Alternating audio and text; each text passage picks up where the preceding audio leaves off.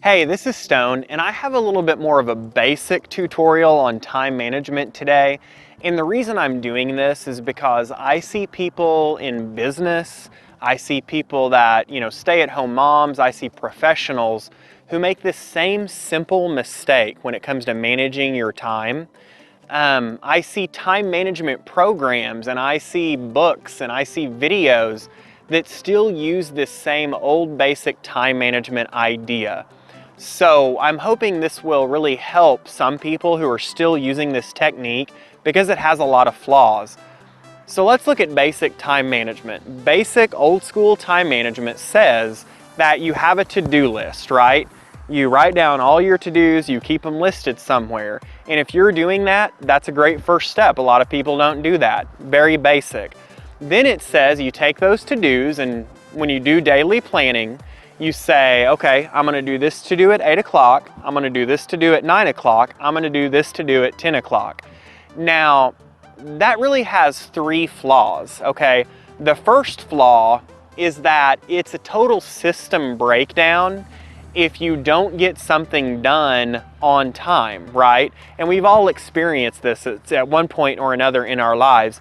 What's supposed to get done at 9 doesn't get done till 9:30, and your whole day is thrown off. There's really not even a point to make a plan, because that's generally going to happen every day unless you place some fudge factor in there, and then it just doesn't work very well. The second problem with this is that our brains like to work in one direction.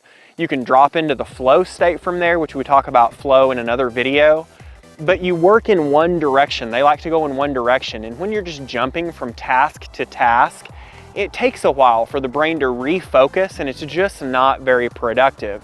And then the third problem is the creative-minded person doesn't like to be restricted all the time in what it is they're doing. And I consider myself to be creative, and I like to have a little bit more of that open flow. So those are the major problems. And if you're doing that right now, hey, I want to applaud you for just planning every day and having a daily plan, because you're already ahead of most people. But let me tell you the better way to do this, and we call it directional planning. Okay, directional planning is where you don't have a task, but you have a category or an area you work in for a specific period of time. So let me use an example. Let's say at your business, you have a project that has to get done today. And you have, of course, other tasks that you can be doing for your business, right? It's not one task and then you're done. You're always working in that category. So what you do when you plan your day, you say from 8 o'clock to 10 o'clock, for example, I'm going to work in the area of building my business, okay? That's the category that you're working in. And obviously the thing that has to get done that day, you're gonna wanna prioritize to get that thing done first. Okay, that is directional planning. You're working in one direction for a specific period of time. Now, if you do that with your whole day and you do directional planning, so from 8 to 10 I work in this category, from 10 to noon I work in this category, from noon to 1 I work in this category, the important things get done. They still get done, but here's the difference. You don't have the domino effect because you're working proactively within that area after the main task is done, but the main task, or that high priority task, always gets done. At 10 o'clock, if you're working in that area from 8 to 10, doesn't matter where you are, you can just switch to the next task, and anything that doesn't get done can just be moved to the next day or whenever you need to get it done.